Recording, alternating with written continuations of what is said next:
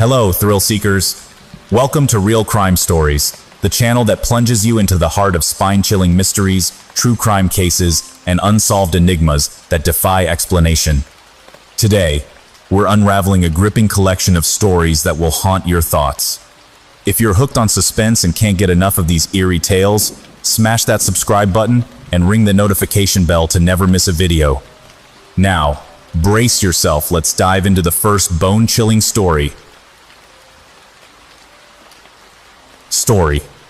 I ended my true crime podcast after meeting my biggest fan.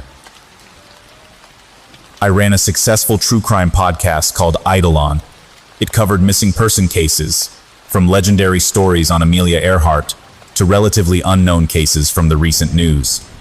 Recently, I told my 100K plus followers that I was stepping away to focus on other projects, namely my day job as an audio engineer.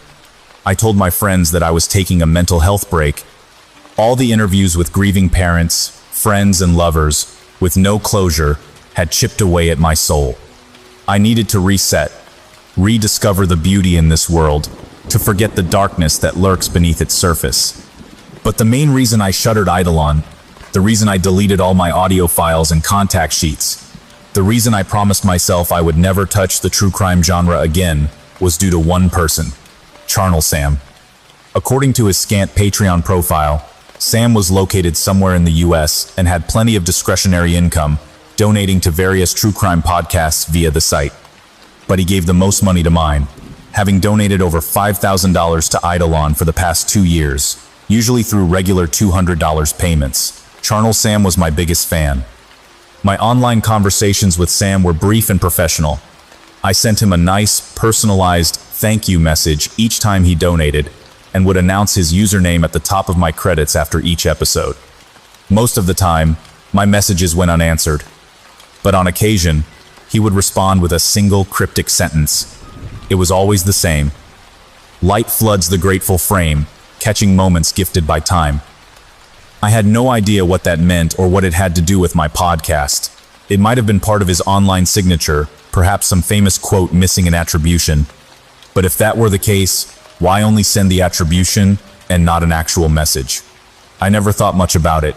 I was just happy to receive such large and consistent donations. If Sam wanted to send me a cryptic quote now and then, he was more than welcome to do it. But everything changed a few weeks ago when I received this. Hey Brian, I have some information that I think could help solve the Bertrand Hikers mystery. I'd recently re-aired an episode on the Bertrand Hikers, 2 teenage girls who mysteriously vanished while hiking in the Bertrand Nature Preserve in northwestern Georgia, an area not far from my home in the Atlanta suburbs. The case was one of my most popular stories, and the main one that launched my podcast. The disappearance of Heather Simmons and Alicia Gunderson is one of those local legends that everyone I grew up with knew about, but never received much national attention. As such, it was a relatively unknown missing person case when I recorded my first podcast episode on it. Though the girls were teenagers, they were not the attractive white blonde teens that received most of the media's attention. Heather was slightly overweight for her age, with lots of bushy curly hair. The popular girls at her school picked on her, calling her Shamu. Alicia was pretty, but still an outsider in the small town of Bertrand. She was biracial, with a white Norwegian father and a Nigerian mother. Her family had recently moved to America from Bergen, Norway, and she spoke broken English. There were kids at school who jokingly referred to her as a dark elf. Both girls were 16 at the time of their disappearance. They became friends at Bertrand High, where they shared a homeroom. They played soccer and loved bands like Nirvana and the Smashing Pumpkins. They stayed up late watching John Carpenter movies and binging on popcorn and Kit Kats. They got straight A's in all their classes. They dressed up as Beetlejuice and Catwoman for Halloween one year. They were inseparable. Alicia was planning to go to Harvard Med and become a dentist when she grew up, and Heather wanted to be a wildlife photographer for National Geographic. More on that later. They weren't popular at school, but they had loving families, and they always had each other. On the 17th of October, 1998, Heather and Alicia biked from their homes to the Bertrand Nature Preserve, a massive park covering 80 square miles of dense forest that blanketed the low-lying mountains of the Appalachian foothills. Witnesses at the visitor center saw them arrive around noon that Saturday. They'd told their parents they were just going for a short hike up to Bald Head Rock, a scenic lookout about 3 miles from the parking lot where they'd chained up their bikes. Tons of people hiked the trail on the weekends, and the girls were planning to be home well before nightfall. In fact, Heather and Alicia were planning to see the movie Practical Magic with Sandra Bullock and Nicole Kidman later that night at 8 p.m. But 8 p.m. came and went, and the girls' bikes remained untouched in the parking lot. No one had seen them. No one had heard from them. By then, Heather and Alicia's parents were frantic. They'd already called 911, and a couple of officers had gone out to the Bertrand Nature Preserve to search for the missing teens. All they found were the bikes, still chained up outside the nature center. Over the following weeks, a huge search party combed the mountains. Hundreds of volunteers and SAR personnel checked behind every tree, looked within every bush, and turned over every rock, searching for clues. They found nothing. Eventually, the news reports stopped. The missing posters on telephone poles and outside shops started to fade, fall off, or were even pasted over with flyers advertising local bands or politicians running for upcoming elections. As sad as it was, the case would have disappeared into total obscurity were it not for a strange discovery almost 2 years later. In 2000, a local Boy Scout troop was camping in the Bertrand Preserve when one of the kids stumbled upon a rusted single-lens reflex, SLR, camera, half buried in the dirt near their campsite. He didn't know it then, but the boy had just discovered Heather's most prized possession. She'd taken the camera with her on that fateful day, in October, 2 years prior. When the authorities developed the camera's film roll, they uncovered a breakdown of that day's events. The first half of the pictures are known colloquially as the day shots. These pictures were all time-stamped on the 17th of October, 1998, likely taken over 2 to 3 hours while the girls were on their hike. The photos showed squirrels scurrying among the canopy, alien-like mushrooms growing on the moist ground, and various angles of Alicia hiking up to Bald Head Rock. There were shots of Alicia silhouetted against the afternoon sun, and others showing her disappearing into an endless forest. Heather had a good eye for composition, and she knew how to make the most of natural lighting. It's sad looking at the day shots now, because you can see the raw talent of a burgeoning artist finding her voice. She would have made a great photographer had she come home that day. Another thing people noticed was the way Heather captured Alicia's beauty in the photos, the way she brought out her best friend's hazel green eyes, and accentuated her sharp facial bone structure, using a juxtaposition of light and shadow. There was already speculation among their classmates that Heather had a crush on Alicia. Some even believed they were a couple, though there was no evidence the two girls had ever hooked up. Some speculated that Heather may have killed Alicia after she'd rejected Heather's advances, and then Heather killed herself. But there was no evidence of this from eyewitnesses or the photos themselves. What was clear from the day shots was that both girls had a zest for life. They were having fun and goofing off. There were even some forced perspective photos of Heather and Alicia pretending to eat a downed tree. These pictures contradicted one of the authorities' early theories regarding the girls' disappearance, that they might have taken their own lives due to depression. It was a reasonable theory, given that both girls were bullied at school and had no real friends outside of each other. But they never left a note, and neither their parents nor their classmates felt they were depressed. What really got the authorities' attention was a second set of photos on the roll. They called them the night shots. These photos were time-stamped on the 31st of October, 1998, a full 2 weeks after the girls were reported missing. They were taken in the middle of the night with a camera flash for 30 minutes. Creepiest of all was the subject matter. The night shots were almost entirely random images of the forest, tree limbs, bushes, rocks. There were no signs of civilization in them, just endless darkness beyond the foliage caught in the camera flash. Many of the pictures were out of focus, showing random green and black blurs. The most famous photo was a close-up of what appeared to be the back of Heather's head. Her curly hair filled the frame. Amongst those bushy strands was a dark red streak. Blood. The photos on Heather's camera were never officially released to the public. They remained sealed in evidence until sometime in the late 2000s, possibly 2008 or 2009. That's when someone leaked them to a now-defunct true crime forum called Missing Inc., and they eventually found their way to Reddit. Once people saw the photos online, the Bertrand hikers case took on a whole new dimension. Suddenly, there were dozens, then hundreds, then thousands of posts discussing the case and providing theories behind the girl's disappearance. All of them were centered around the night shots.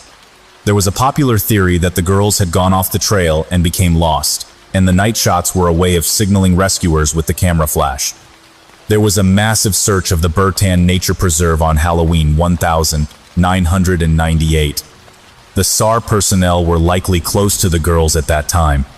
Another popular theory posited that the girls became incapacitated. Perhaps they had got lost and then fallen off the trail in the dark. Both girls were too injured to hike out.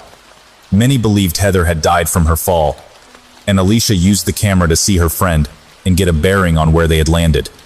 Some armchair sleuths even believed Alicia had killed Heather, given the close-up of Heather's bloodied scalp, though there was no clear motive for such a crime. Jealousy?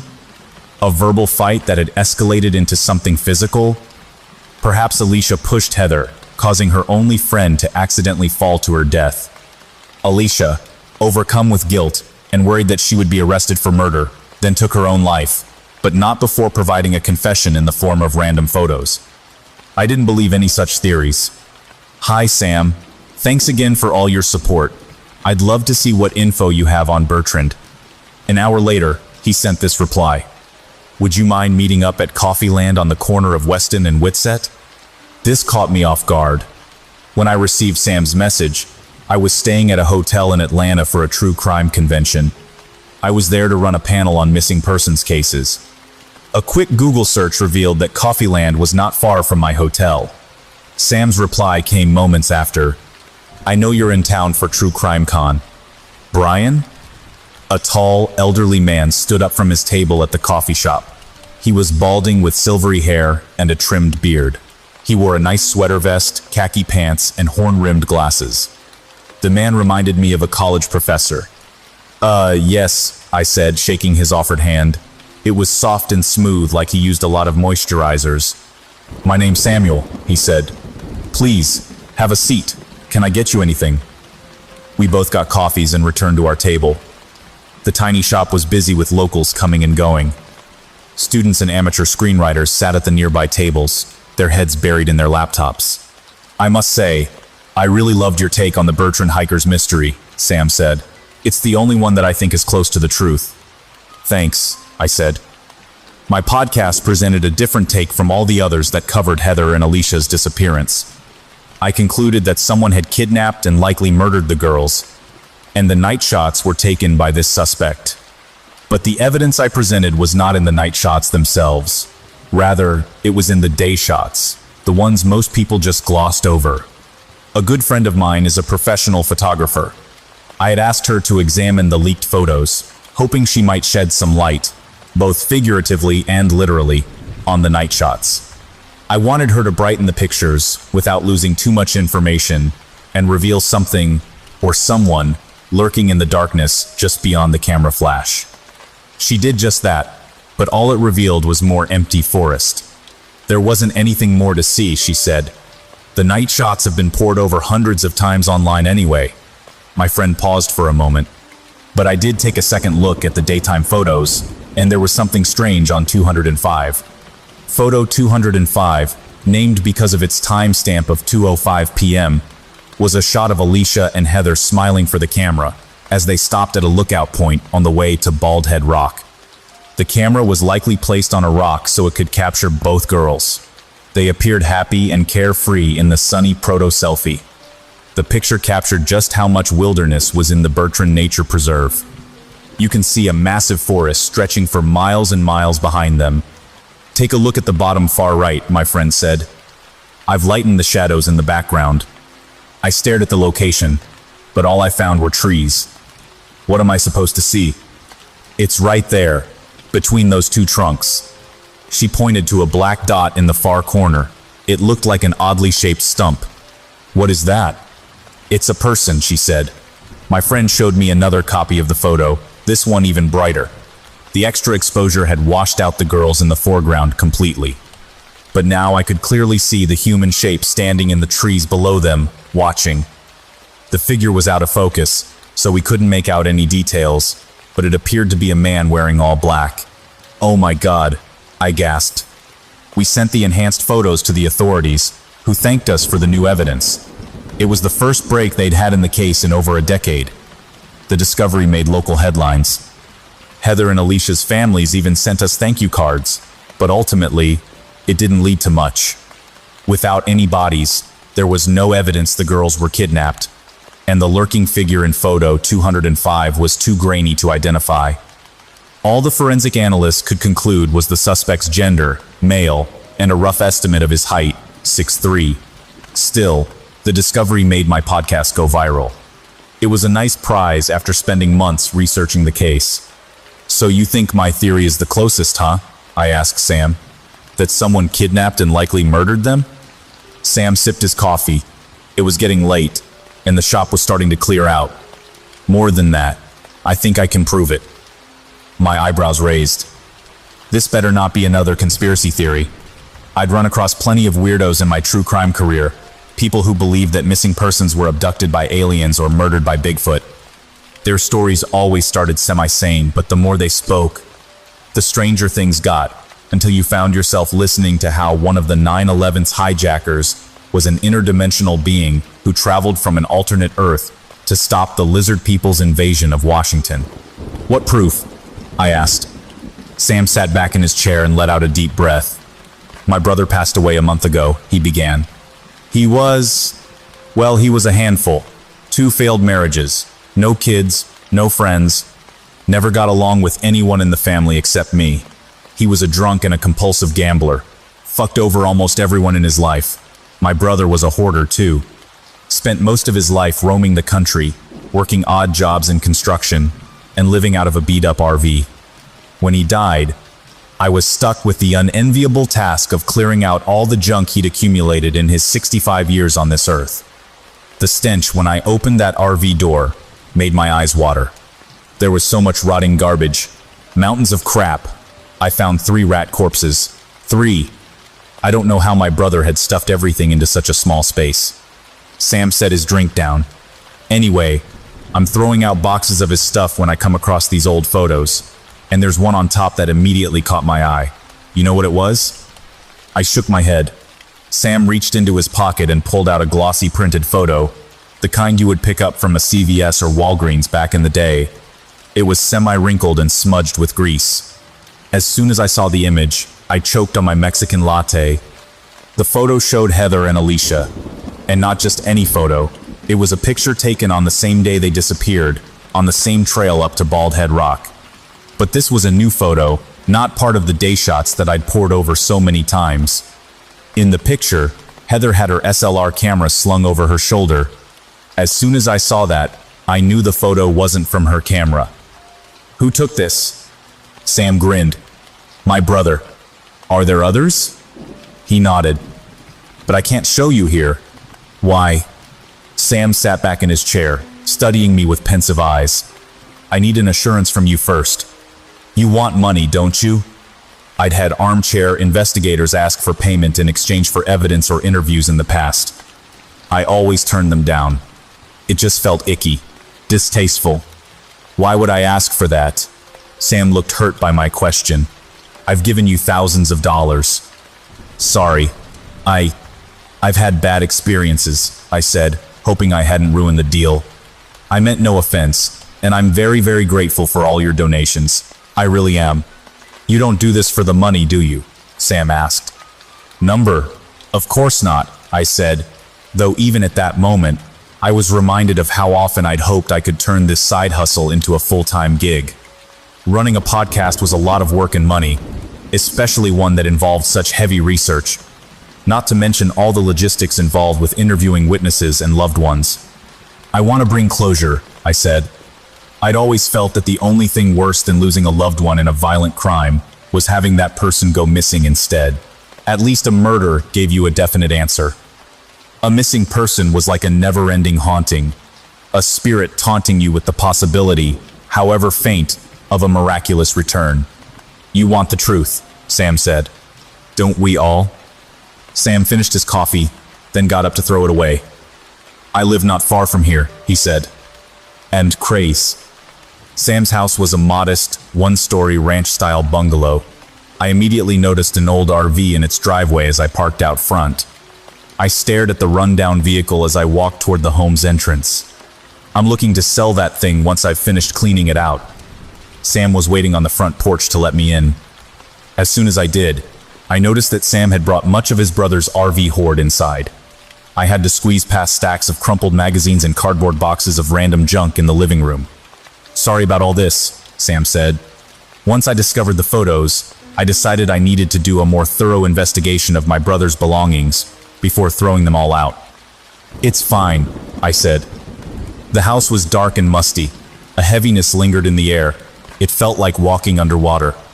Sam led me to a kitchen table, the one pristine spot in the house. There, he pulled out a dusty photo album. It was big and black, with a leather exterior. I found the rest of his photos in here. The album creaked as he opened it. Inside were pictures of roadside attractions, long stretches of highway, national parks, and random people. It looked like the photo journal of a relentless traveler. There were pictures of temperate rainforests in the Pacific Northwest, desert canyons, big cities, rest stops, and lots of forests. Sam stopped as he reached a section with photos of the Appalachian Mountains. This is where it begins. The first page showed pictures of the Bertrand Nature Center and parking lot. I leaned in. There were the girls' bikes tied up outside. Flip. Creek. Pictures of the main hiking trail. Trees. Mountain vistas. Flip. Creek. There was the photo of Heather and Alicia, the same one Sam had shown me at Coffeeland. Alongside it were other photos of the girls, some of them smiling for the camera, others where they struck semi-serious poses like they were fashion models. They appeared to be having a great time. I don't understand, I said, staring. He took all of these? Apparently, he'd struck up a friendship with the girls, Sam said. The old man was about to turn the page when he stopped. I instinctively reached out to turn it myself, but Sam kept the pages closed. Sorry, I need one more assurance from you before I continue. What's that? I stepped back, suddenly aware of how close I'd gotten to the old man. What I'm about to show you is very sensitive. It could do irreparable damage to my family if it ever got out, Sam said, staring into my eyes. I'd never noticed how dark his eyes were. They were a deep brown, almost black, in the low light of his house. I need you to promise me you'll keep this a secret. You cannot tell anyone.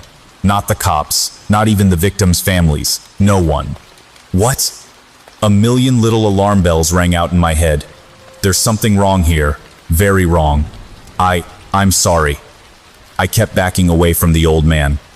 I need to, and accidentally stumbled into a tower of magazines, falling onto the dusty floor.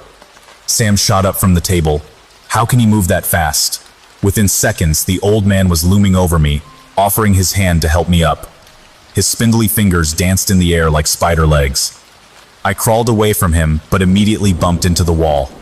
Sam had me trapped in a corner. He grinned, flashing long yellow teeth. You want to know the truth, don't you, Brian? The mystery nags at your soul. You've been so good to me, filling this world with intriguing and tasty mysteries. I wanted to give you a little treat in return. He kept his hand out. I still didn't take it. Instead, my hand shot to my iPhone. Do you really want to call the police? Sam asked. I don't think your parents at 2165 Sycamore Park Circle would much appreciate that. How did you? I know all about you, Brian, the old man said. I know the apartment where you live. I know the last girl you dated. I know how late you stay up editing your podcast every Thursday. You don't have a brother, do you? I slowly got to my feet, iPhone still in my hand, finger hovering over the emergency call button. I don't want to hurt you, Sam said. I brought you here as a friend. Besides, you're not even my taste.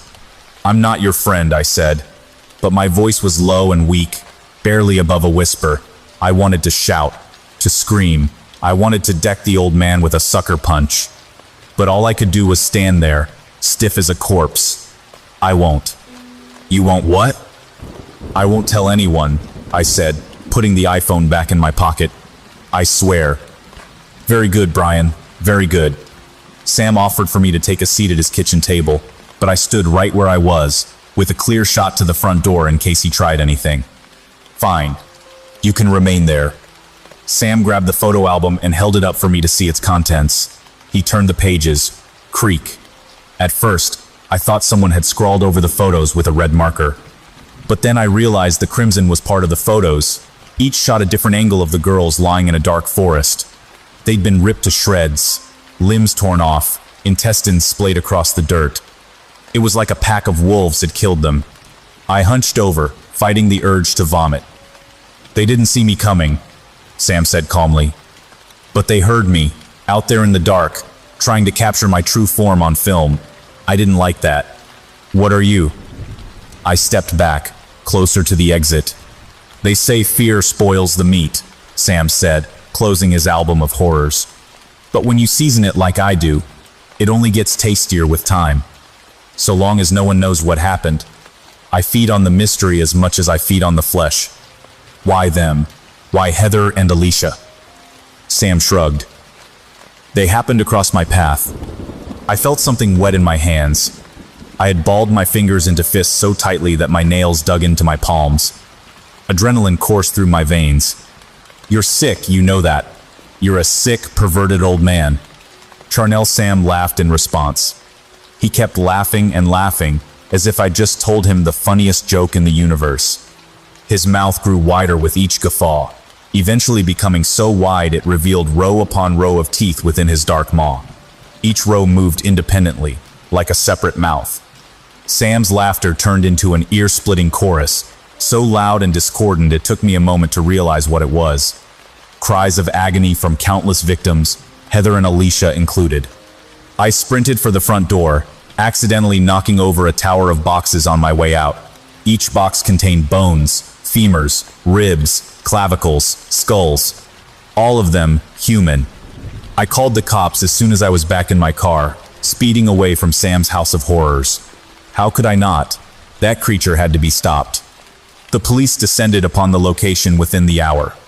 By then, Sam, his RV, and photo album were gone. But the house was still full of hoarded junk and plenty of bones. According to the FBI team that interviewed me, investigators found the remains of 40 victims inside. They wouldn't tell me who, but all were from missing person cases. When they brought me in for questioning, I told the agents everything I've just told you. They responded by handing me a massive NDA. For some reason, the authorities are keeping a lid on all information regarding Sam, his house, and his connection with any missing persons cases, including Heather and Alicia. They've even scrubbed the internet and forced me to remove all traces of my podcast, Eidolon. I kept asking them why, but the agents never gave me a reason. Just some vague bullshit like, it could jeopardize our investigation. There's supposedly a top-secret nationwide manhunt for my biggest fan. Charnel Sam is still out there, somewhere, roaming the highways, looking for his next meal. I've been forced into hiding, too. Witness protection. The FBI says Sam will never find me or my family here, but I don't believe them. I broke Sam's promise. He'll never let me forget that. But I won't rest until the truth is revealed. Charnel Sam feeds on mystery as much as he feeds on flesh. That's why I've posted this story. I needed to warn the world since the police never will. Because Sam's most likely victim is someone who has never heard of him. Don't let that someone be you. Story. I'm a psychiatrist. I think one of my patients accidentally confessed to murder. As a psychiatrist of over 20 years, I've seen my patients come in many different types, all of them with their own personal flaws, some worse than others. There have been some instances in which I've met people with problems so bizarre that I've dwelled on them for days. These are the ones who'd come in, tell me their story, then right away I'd know they were screwed. Obviously, as a mental health professional, I'm not supposed to spill the beans on their situation so quickly. My job is to stretch out the treatments for as long as possible until the inevitable occurs. One patient in particular stood out. His name was Adam, and he was one of the unfortunate ones. It was hard for me to tell at first, as his life story wasn't exactly unusual or bizarre. However, he did have a condition that was rare, narcolepsy. a sleep disorder that would cause him to randomly fall asleep at inappropriate times throughout the day. This disorder tormented him his whole life. It caused problems throughout his childhood, and he had trouble holding down a job later on. Despite this, he managed to find a wife that would stick by his side and assist him. She had a well-paying job as a nurse, while he collected disability checks due to his ailment and inability to work. Other than being his lover, she was also a great caretaker. His wife was the best thing to happen to him. Before she came along, he had spent many years alone, confined to the dark and silent shadows of his home. Unfortunately, Adam had to return to the shadows, as his wife went missing 10 years ago. Apparently, it took a great toll on him. As if dealing with his narcolepsy wasn't bad enough, he soon fell into a deep depression and went days without eating. His sleep habits grew even worse, and he developed insomnia. Months after his wife went missing, Adam made his first appointment with me. When meeting him, I got a strong impression of a shy and timid middle-aged man. He failed to make eye contact with me. He wouldn't stop looking at the ground and staring off into the space beside him during every pause in our conversation. From then on, Adam has been seeing me on the regular, and over time we both kind of formed a bond. Compared to my other patients, I was invested in Adam's life and progressed the most, and really looked forward to seeing him every week. I'll admit, after a few years I started to consider Adam as a part of my life, an acquaintance. But we had to meet later in the day, sometimes at night. Technically, my office closed at 6, but I didn't mind making an exception for Adam and allowing him to come in an hour later past closing time. His narcolepsy wouldn't allow the appointments to be worth it if they started too early. So we used his insomnia as leverage for our sessions, although he'd still randomly fall out on me from time to time. But for the most part, it would work out. The first time the strangest thing happened was when Adam was in my office as usual during one of our sessions. "You've still been using your journal?" I asked him. Adam sat across from me on the other side of the coffee table that separated us. He slouched forward and rested his head on both his hands, staring at the carpet below him. He didn't seem to be all the way there at the moment. "Adam?" He snapped out of it, then looked me in the eye. "Yes, I actually have," he replied. About 2 years ago, I gave Adam the task of jotting down his thoughts and feelings in his own personal journal. He told me it was a great way of venting, expressions of himself that only he could see. "Have you met any new friends or acquaintances to occupy your time?" Adam shook his head. No surprise here. I would ask him this question every month or so. As expected, I'd always get the same answer. During the past 10 years, Adam hadn't put much effort into meeting new people, as he rarely left the house for social gatherings. Outside of other personal occasions, the only time he stepped foot out of his house was for our sessions. I've been going to some bars and late-night comedy shows," he said. I paused, then raised an eyebrow before grinning. "That's great. You go by yourself?" He nodded. "But I don't meet anyone when I go. At the bar, I usually just sit and drink alone, just to get out. And I find the comedy shows to be so enjoyable I often forget that I'm alone," Adam explained. "It's all good. You're finally starting to progress in this area. We're just taking one step at a time." I wrote down some things in my own journal and was about to ask him another question. But when I glanced up, I was met with Adam staring off into space. He was just staring at me, or so it appeared. I smiled, then leaned forward, waving my hands in front of his eyes. "Adam?" No response. I did that a few more times, but nothing changed, even after standing out of my chair and walking around him to get a reaction. Every now and then, Adam's narcoleptic behavior would surface, but he'd fall asleep for seconds, then be right back with me in no time. This is the first time he just zoned out like this. "Hey Adam, what's going on?" I said. His blank expression scrunched up into a face of sadness. Then, his eyes began to water. "I'm sorry, Sasha," he cried, as tears streamed down his cheeks. His wife. "I don't think I can do this with you gone," he continued, speaking to no one in particular.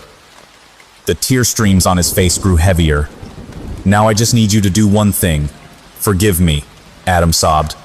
"Adam," I exclaimed. Saying his name did no good. It was obvious he wasn't even present. "Forgive me." "Come on, Adam, get back with me now," I begged. "Forgive me. Adam, forgive me." After repeatedly shouting those two words for the next 10 seconds or so, Adam abruptly stopped, then blinked 2 or 3 times before glancing around the room. He stiffened when our eyes met again. I was startled, and I figured he could tell by my heavy breaths. My heart was racing. "What?" he muttered. "Did I fall out on you again?" I nodded. "Very," I replied. After that episode, I ended our session and sent Adam on his way, not bothering to tell him about the outburst. I wasn't sure if he was even aware himself. It was clear that he thought he'd just fallen asleep as usual. But that wasn't the case. I've never had a patient just start talking in a trance, mid-session. And what was he even talking about? Forgive him for what? At the time, my guess was that I wouldn't see an odd outburst like that from Adam again. Maybe he was just having a really rough night, and his issues just took a bizarre turn? I think you know where this is headed. 10 minutes before our next session the following week, I sat in my office filling out paperwork, waiting for Adam to walk in at any minute. As usual, it was about an hour past closing time. What had happened last session had me thinking. I couldn't wrap my head around what could have triggered Adam like that, or how something like that could even happen. I thought about it all day at home, to the point I even went to the internet looking for answers. I didn't find much on what I was looking for, mainly because I didn't know exactly what I was looking for myself. Trying to describe what I had witnessed was almost just as challenging as figuring out what was behind it.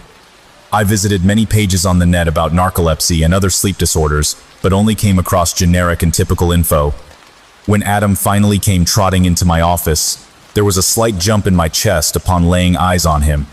He carried that typical blank and carefree expression I've looked at for the past decade now. That tense and anxious bodily posture as he came and took a seat in the leather chair across from me. I gave him a slight welcoming smile. Then I noticed he was carrying a small black booklet in one of his hands. There was a band of elastic wrapped around it. His journal. Our session began, and it was off to a pretty good start. He gave me some more good news. He went to another comedy show and gave the bar a few more visits throughout the week. But this time, he built up the courage to be more social and talkative. Apparently, Adam's been approaching and meeting people more often. During the past week at the bar, he hasn't been drinking alone. He enjoyed some meals and had drinks with a few guys there multiple times the previous week. "Well, you made one hell of a leap," I said, growing excited for him. Adam smiled a little. It wasn't much, but it was still the happiest I've seen him since forever. I've tried asking a few of them to go to some of the comedy shows with me, but they all said they were unavailable, he explained. From there I dug deeper, and was informed of many more updates on Adam's life and mental health. Surprisingly, things only got better as minutes passed. Adam made eye contact with me more often, and was more expressive when he spoke. It was the best session we had in a long time, but like all things good, it didn't last. "So, how do you think Sasha would feel about you finally opening up to someone else?" I asked. When I asked that question, Adam froze with a smug grin stuck on his face, and he was silent for seconds. "Adam?" I waved my hands in front of his face and got no physical reaction, staring into space. It was happening again. Sasha wouldn't feel anything. She'd run away at the sight of me. Adam blurted out coldly. He'd lost grip of his journal, and it toppled to the floor. "I hate myself for this, I really do," he continued. I gulped, staring Adam right in his unaware eyes. "What do you hate yourself for, Adam?" I asked reluctantly. "I wasn't very nice. Not as much as I should have," he replied. "I let the wrong emotions consume me, and now I've turned into something that resembles another person I don't like very much." At that point, I was starting to worry again, but something made me want to ask more questions. My curiosity was sparked, and I wanted to hear what else was on Adam's mind. Before I could get another question in, Adam was present again. Like before, he blinked multiple times before glancing around him. Also like before, I didn't tell Adam about the outburst, and continued our session as usual. Over the next few weeks, the sessions with Adam remained similar to the ones as just mentioned before, except Adam seemed to grow happier after each week. As the weeks passed, he walked into my office with more confidence. The slight smile I saw before was growing wider. Our conversations were smoother, and it became more rare to lose eye contact with him. The good news he continued to present escalated. He was still meeting people at the bar, and increasingly grew comfortable communicating with them. They were starting to feel more like friends, something he hasn't really had since high school. He even started talking to a woman regularly, and eventually managed to get her number. But he still complained of not being able to contact her outside the bar, as any time he called or texted her, he wouldn't get a response. He also seemed to have trouble getting any of them to go to the comedy shows with him. Other than some small misfortunes, Adam claimed that his life was finally getting better, but his random outbursts said otherwise. Despite the fact that the sessions were overall drastically better after so many years, there were still moments when Adam would stop responding to my questions and give me that 100-yard stare. Every time this happened, I knew the comfort of the session was about to be sucked away. Surprisingly, it became easy to get comfortable with Adam's outbursts. He started out pretty subtle and innocent with the things he was saying. At first, he'd tell me about small random things from his childhood. He told me about his dog he was gifted at 6 years old, and how he named him Toby. Toby was his first best friend, and would be waiting for him in the driveway every day when he got off the bus. Toby had to be put down 2 years later. The only real friend I've ever had was taken away early, Adam sobbed. He was crying hard as he told me this. One week, Adam shared his experience as a member of his baseball team in middle school. Wasn't that great of a player, and was benched for the majority of games. But when I hit that home run for the first time and got the win for the team, man, everyone was proud of me. Adam boasted, laughing joyfully. I heard more random things about his childhood, even the small and insignificant moments. Like when he was caught staring out the window several times in the middle of class, and the other students laughed at him when the teacher called him out. At other times, he'd mention a name, someone by the name of Kettlecucker. I heard a joke from old Kettlecucker, and it was funny as hell, Adam would say. He'd suddenly just mention this person randomly, but never tell me exactly who it was. If I tried to ask about this person, he always changed the subject. I'd try to ask Adam questions while he was in his trance. Sometimes I'd get good responses, as if he was actually fully aware, but most of the time anything I said wouldn't reach him, and he'd continue rambling. As more weeks passed, I still hadn't told Adam about what he was doing. I wasn't sure if he'd still want to keep coming if he found out he was spewing out facts about his life on a subconscious level. The more curious part of me wanted to see how far things would go. If only I wasn't so nosy. Adam's subconscious path down memory lane took a dark turn. The decent memories of Adam's childhood, that was once a breeze to sit back and listen to, soon sent chills throughout me. Adam informed me that the first signs of his narcolepsy occurred in 6th grade, and he frequently fell asleep in class. His father was very impatient and aggressive, and having to deal with Adam's ailment made him no happier. His father would shout and yell at him in frustration anytime he randomly fell asleep at home, and beat him down if his teacher called and said he dozed off in class. The bastard knew I had a sleep disorder, but he'd still beat my ass anyway, Adam once shouted in a rage. Apparently, that's when he started to hate his dad, and he's felt that way about him all throughout childhood. This suppressed rage led him to getting into a couple fist fights with his father as a teenager. Adam told me he'd come home drunk when he was 15, and his father shoved him outside on the porch, where he later fell asleep. He woke up in the same spot the following morning. At 16, he often stole his father's booze and snuck out in the shed at night to drink. I needed some kind of escapism, since actually leaving was off the table, Adam slurred, still giving that long-distance stare. One night, while getting sloppy drunk out in the shed, he spotted a sledgehammer hanging on the wall. The thought of going into his father's bedroom with it crossed his mind. I was gonna bludgeon that fucker, but unfortunately I didn't have the guts to act on it, Adam blurted. I didn't shed a tear when the bitch drunk himself to death and destroyed his liver. That was the first time I've heard Adam use profanity. It caught me so off guard that my eyes widened. I bet if I had old Kettlecucker around back then, he'd cheer me up in a heartbeat. Man, does he say some funny shit. He mentioned him again. Kettlecucker. Who was it? His thoughts would get even worse whenever I mentioned his missing wife. Have you ever told Sasha about the relationship you had with your dad? I asked him one week. This was one week in particular when I got lots of good responses from him in his trance. Adam took a deep breath, then to my surprise, he started crying. I've never mentioned a word to her about it, Adam sobbed. But it doesn't matter anyways. Sasha hated my guts. I stared back at his emotionless face in confusion. What? I said. I used to be a total brute towards her. I yelled and cursed at her a lot, and the slightest of mishaps would cause me to punch or slap her until she cried. He started bawling uncontrollably. But I took it too far one morning, he continued. Sasha fixed me a hot breakfast on a tray. When she brought it to the table, she dropped the entire thing, spilling everything on the tray in my lap, including some scalding hot coffee. In a rage, I repeatedly bashed her in the head with my fists and killed her. My eyes widened again. Then I swallowed in fear, still staring at him up and down. He was grasping his journal tightly by his side. I buried her in my backyard. Then after some time I called the police, pretending that I hadn't seen her in a few weeks. He whimpered.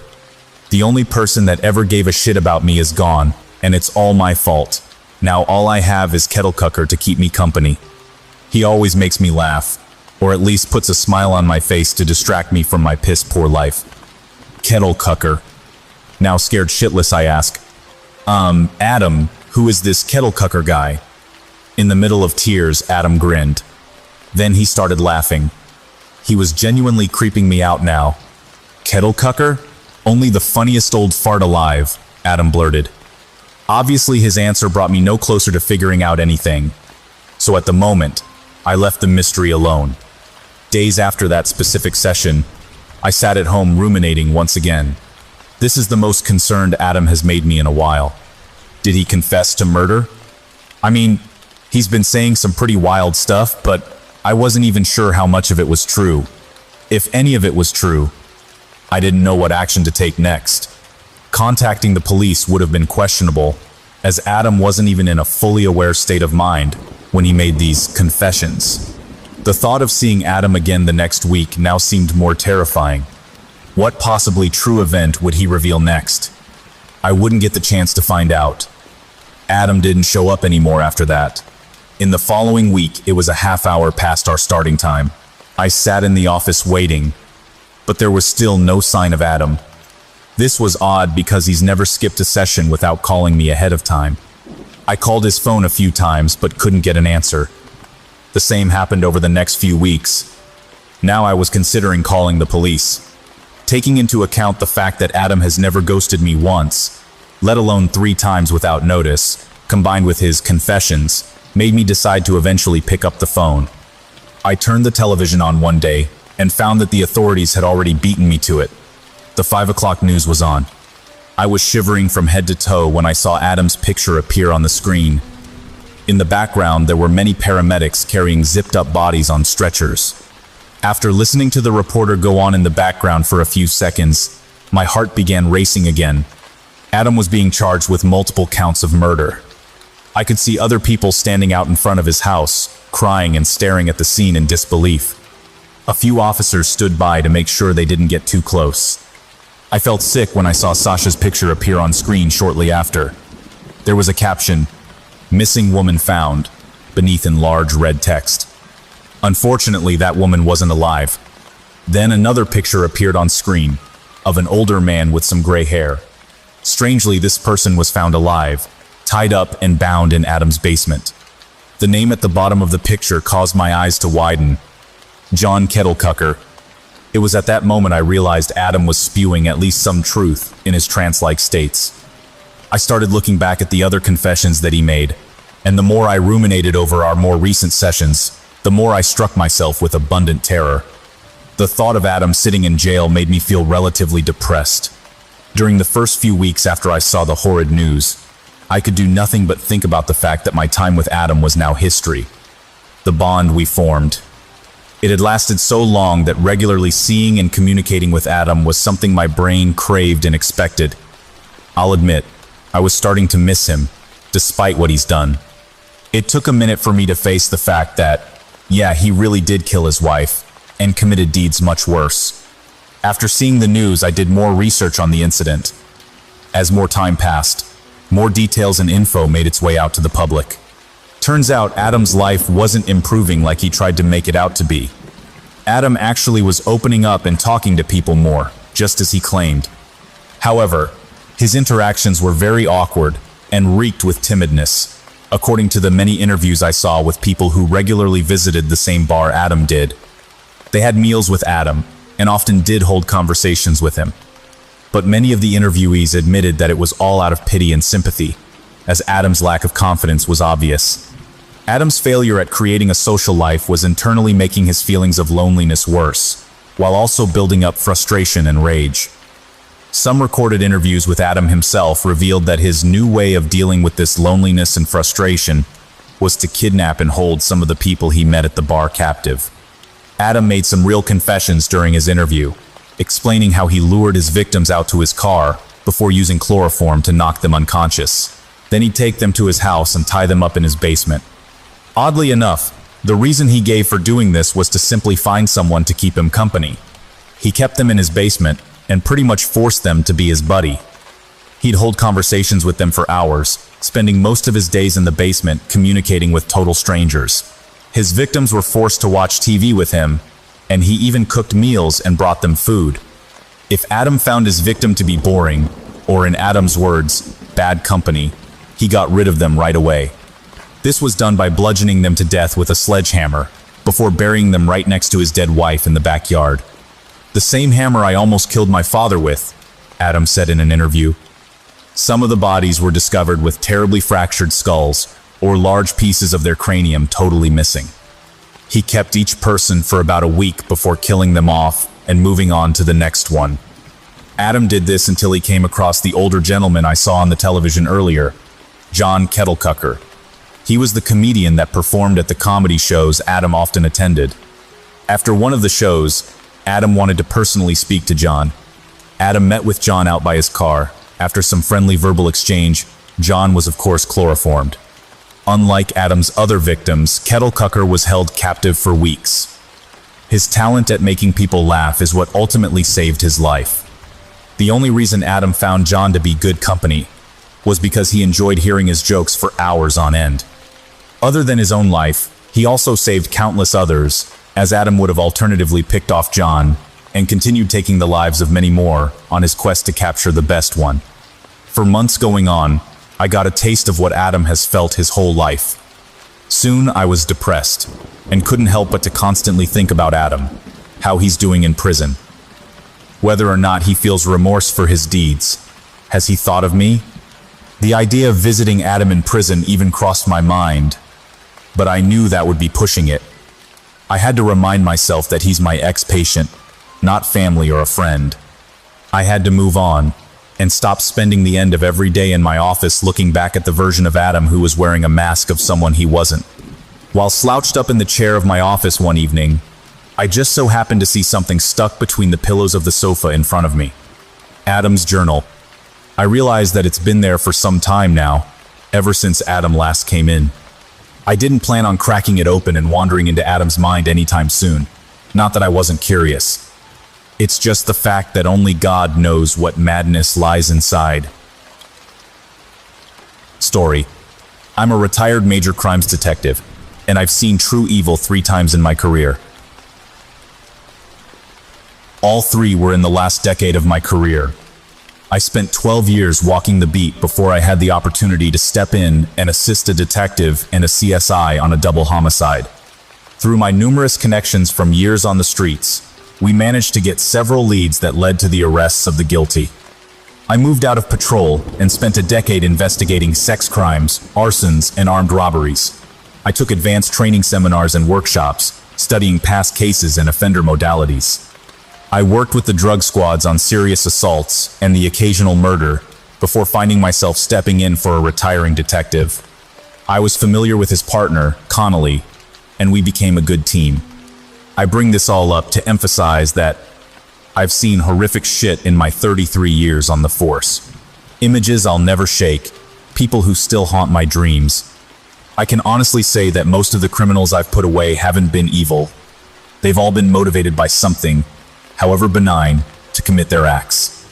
Then there are some that are on the fence, the ones that take violent crimes further than would typically be the case. And then there are those that dream up horrific atrocities to be inflicted on the world around them. Because why not?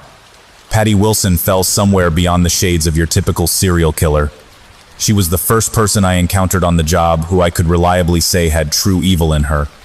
Patty was an RN that had moved into an OBGYN and birthing clinic in one of the city's lower-class neighborhoods. This particular clinic had a terrible miscarriage and stillbirth rate, but the numbers were fudged and kept hidden. Eventually, people in the neighborhood started talking, and word got out of how many deaths there were. Our station was contacted, and normally that type of thing would land on another desk, but we were short-staffed, so Connolly and I were brought in. Our investigation led us to Patty, and we found that in her 23 years at the clinic, there'd been over 2,000 miscarriages.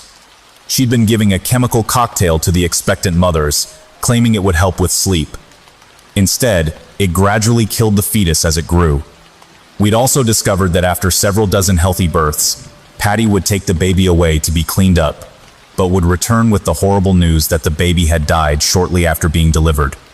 Our investigations into that didn't lead anywhere concrete, but one of the threads we were pulling on led us to believe Patty had been lying to the mothers, telling them their baby had died, when in fact the baby was healthy but was shipped off to the highest bidder.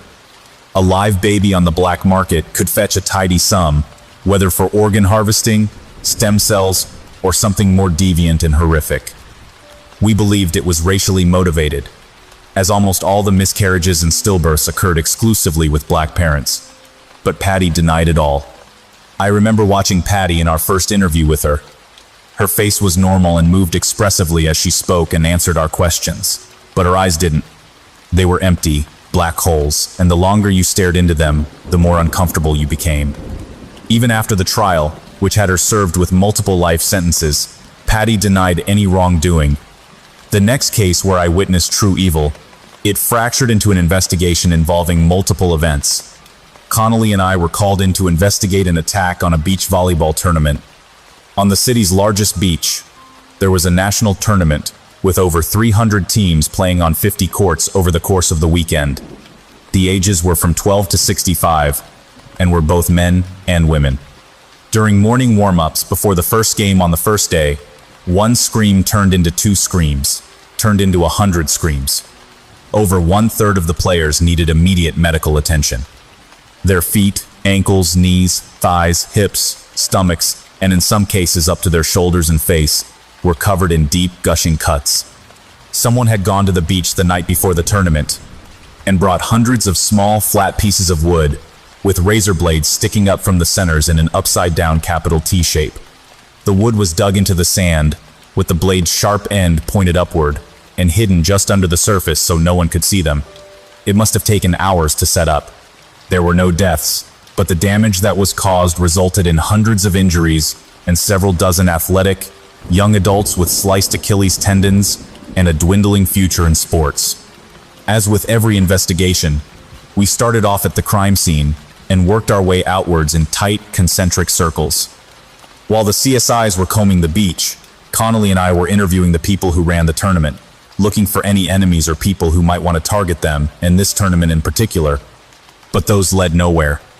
Sadly, the CSIs fared no better. The entire crime scene was awash. There were so many footprints and shoe and sandal prints in the sand it was impossible to search for tracks. And the actual razor blades and pieces of wood had been doused in bleach before being placed in their small dugouts. There were no security cameras on the beach, and the lone one that was in the parking lot didn't capture any cars between the hours of midnight and 7 a.m. Our phones were ringing off the hook with tips, but there were no real leads. After a month, we were nowhere in the investigation. Then a new investigation came in, and our hamstrung department got even tighter. Connolly and I took it on as well. At a senior's home along the city's waterfront, a fire had started in the basement. Because of the accelerants used, it quickly overtook the first 2 floors. From there, the rest of the 8-story building went up. 22 residents and 9 staff died in the fire, all from smoke inhalation. We scoured the undamaged security footage, but again found no suspects around the parking lots or front entrances. The footage from the rear of the building was destroyed, so we couldn't check it. Then a third investigation dropped onto our desks. This time, there was a mass poisoning in a junior high school cafeteria. There were 23 deaths, 15 of which were students, and over 100 severe injuries. Our investigation showed that someone had stealthily broken into the school overnight and poisoned every piece of food in the cafeteria stockroom, fridge and freezer with arsenic. It was a miracle more people didn't die. All the school's exterior cameras were working, and after scouring them for clues, we finally found one at the back doors. The footage captured someone dressed in all black, with a hood and ski mask over his face. He'd used a small set of lock-picking tools to enter the back door which led to the kitchen. He used the same door to exit and ran off across the soccer field towards the water. And everything made sense. The beach volleyball courts, the seniors' home, and now this junior high, they all backed out onto the water. The school itself had taken advantage of that fact by introducing students to rowing, kayaking, sailing, swimming, and other sports and activities on the open sea. And the seniors' home was partially marketed based on its incredible view of the water. We hypothesized the 3 mass crimes were committed by the same individual. We marked all 3 locations on a map and scanned down the coast for all the marinas and harbors. Then we went back through all the routes and picked out various waterfront hotspots we knew would have footage of their exteriors. Using the dates of the 3 incidents, we cross-checked the footage to try to find any repeat boats on the nights in question. We watched a lot of footage. There was only one boat that stood out. A large, older black speedboat being driven by a lone individual we couldn't make out details of. A red light glowed from inside the cabin. Connolly and I got pictures of the boat printed and went back to check the marinas and harbors. None of the docks we went to had seen the particular boat or had records of it, which made us think it was docking at a private residence. I spoke to one of my friends in narcotics named Waco, and he brought up the drug boats that had been populating the cove near the last dock we visited. It turned out that the many drug users in our city had been moving away from alleyways and SROs and onto small dinghies and drug boats, turning them into floating pill houses. The boats were harder for cops to break up or investigate, and you could float in the cove or out in the nearby channel for up to 6 months before having to vacate. Of course, the 6-month rule was never enforced, so the cove kept getting busier with more and more drug boats. Waco offered to help. He went in one night and made his way around the 30 or so boats, which were loosely tied together. Waco found our black boat. He learned the owner was a guy people called Red. He was a dealer and let people use and pass out on board his boat afterwards. The next night, Waco went back, and we followed from a distance with the Coast Guard. We had Waco wired so we could hear everything on board. His plan was to get on with a few others to buy and use some heroin, then pass out. He would fake the shooting up part and pretend to fall asleep. Connolly and I listened in, hearing the details of the casual conversations going on from the other users as they bought and started prep. Soon enough, all the voices went quiet, including Waco's Crescent's. A rough, agitated voice called out, asking if anyone was awake. There was no response. The voice, belonging to Red, laughed and said, "Good." We heard some shuffling. Then the engine on the boat rev into gear. The boat peeled out, leaving the cove behind. Waco had a GPS tracker in his shoe, so Connolly and I watched the boat on a monitor as it headed out to sea. We followed from a distance. The Coast Guard's lights all turned off and went completely stealth. Connolly and I continued listening in. After several minutes, the engine died down. There were sounds of chains rustling, then clanking together. Waco's voice came over the mic in a hushed and frantic whisper. "He's chaining us together. There's an anvil on one end." Our captain flipped the lights and sirens on, and the boat gunned it towards the blip on our radar. Over the mic, we heard Red notice the sirens. He started to panic and, from what Waco told us, was about to toss the anvil over the side. But Waco was up and ready to fight. He surprised Red from behind and got him in a chokehold. When we arrived, Red was unconscious on the floor of the boat, and Waco was sitting on his back. There were 5 users laying on the floor. They were all dead. Red had given them all spiked batches, and they died minutes before. When we got back to land, interrogating Red was useless and terrifying. Useless because he said nothing, and terrifying because of how he said nothing. He'd bitten off his tongue moments before we got him in the room. He was in a hospital for the next day and a half before we sat him down with a pencil and paper. We didn't really need Red to talk, though. There was more than enough evidence to put him away for the deaths of the 5 users on the boat. And then divers found more bodies along the same stretch Red boated on. Altogether, it appeared Red was responsible for the deaths of over 50 people.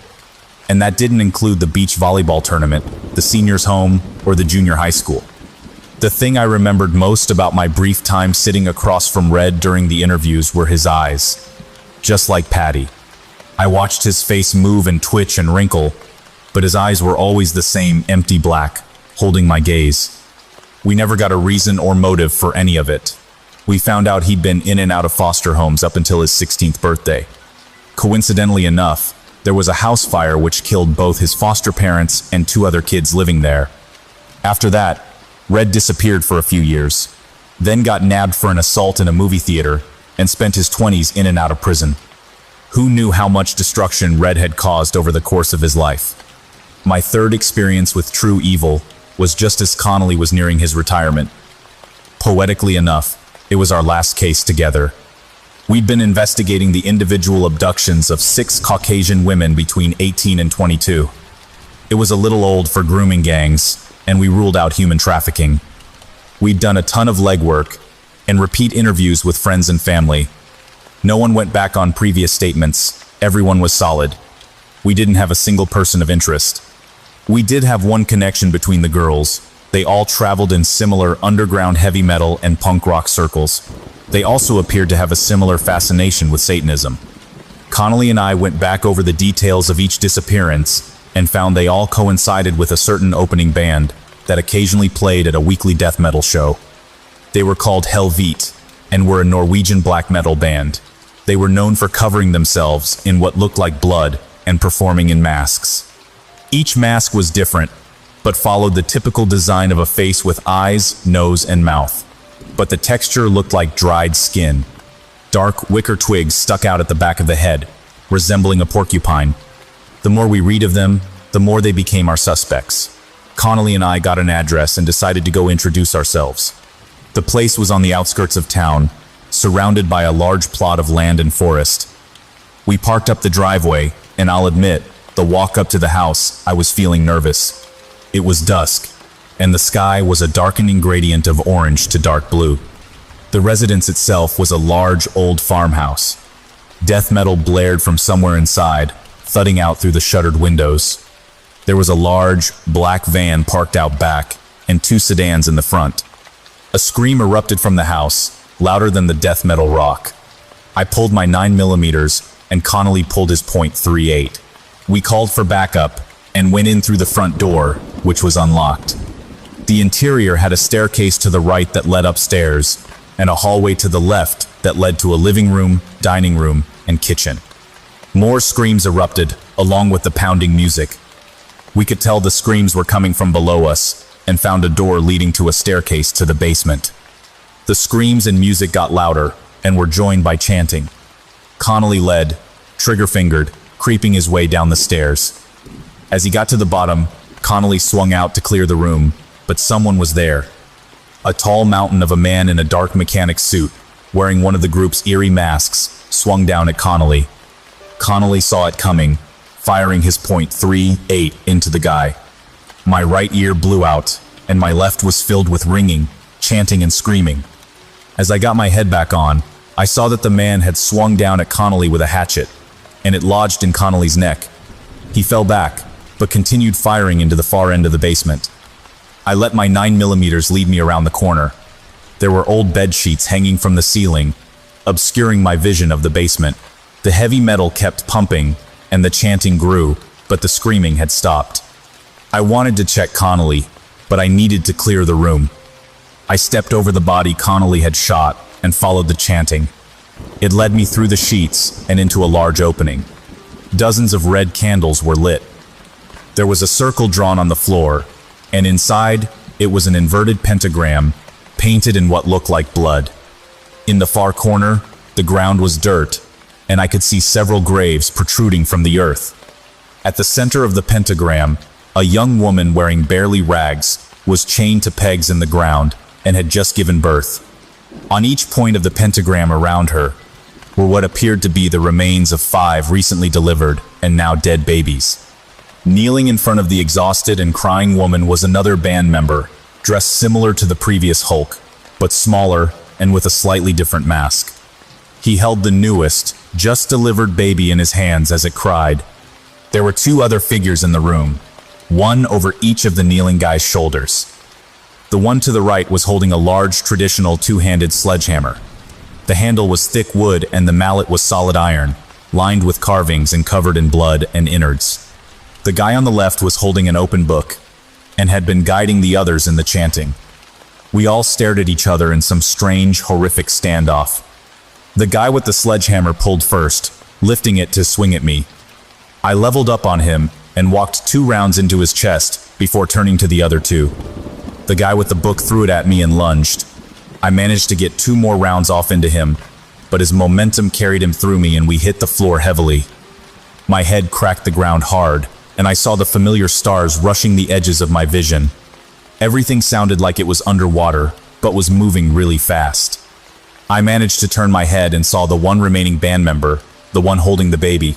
He'd placed it on the ground at the center of the pentagram. He grabbed the sledgehammer from his dead friend and lifted it to slam down on the remaining baby. I didn't even realize it, but I still had my 9mm in my hand. Reflexively, I pulled the trigger repeatedly until it clicked empty. The final shot connected with the guy's head as he was about to swing down. He toppled back, and the sledgehammer fell safely to the side. I don't remember much else after that. I woke up in the hospital and was informed Connolly had died, as had all the band members. The baby and the young woman had survived though, so there was that. The investigation was taken over by 2 other detectives, and revealed that the band had been taking women from shows, bringing them back to the farmhouse, and trying to impregnate them. Once they had gotten 6 pregnant, they planned a mass ritual sacrifice to be conducted after the final birth, as an offering to the devil in some Faustian bargain. The other women had been killed after their deliveries, and were buried in the far end of the basement.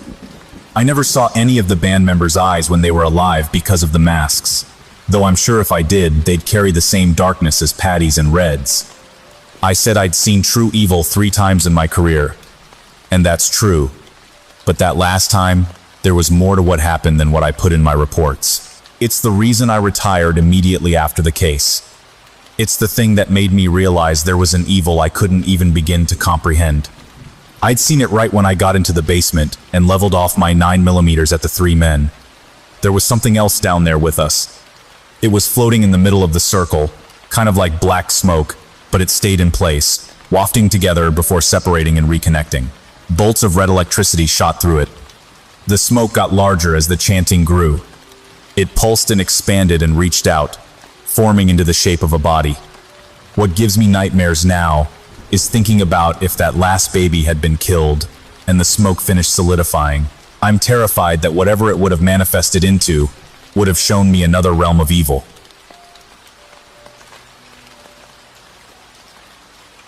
Story. I've worked as a crime scene investigator for 25 years. This is my weirdest case. On the 25th of November, 2018, the victim pulled into a budget motel in the early hours of the morning. He booked room 12 for a 3-day stay, and on the 4th day the owner of the establishment sent his son to check on the victim. What he found was something that someone his age should never have witnessed. Or anyone for that matter. By the time I arrived at the scene, it had already been cordoned off. Members of the county police department had swarmed the area, and in the absence of the sun, it was the blue and red flashing lights that cast their glow over the building.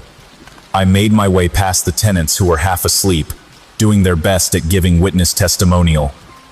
I stepped by a particularly shaken forensic pathologist who was trying to call his mother and entered room 12. Now, I've been working as a crime scene investigator for more than 20 years. I have dealt with some truly confounding scenes before. In 2006, a body of a missing hiker was found in the woods just on the county line. It had been burnt to a crisp, but only the upper half. Below the waist was completely untouched, as was the surrounding area. More recently, a farmer reported a break-in just after New Year's Eve.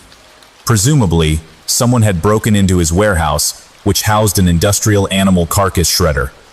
It had been used in the night, and a pile of jellied flesh was found clumped at its mouth. Horrifically, it was eventually proven to be human, although couldn't be identified beyond that. Only one other thing was found at the scene. Within the remains was a small steel plaque, about the size of a business card, with the number 0002916 engraved in it. I say all this for simple context. I am no stranger to the unexplainable, but what I saw in room 12, it still keeps me up at night. The following are excerpts from the crime scene report I filed that day.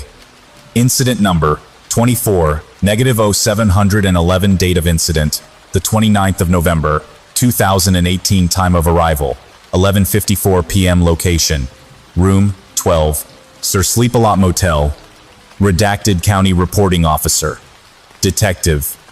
Victim name, John Doe. Name yet to be confirmed through fingerprint or DNA.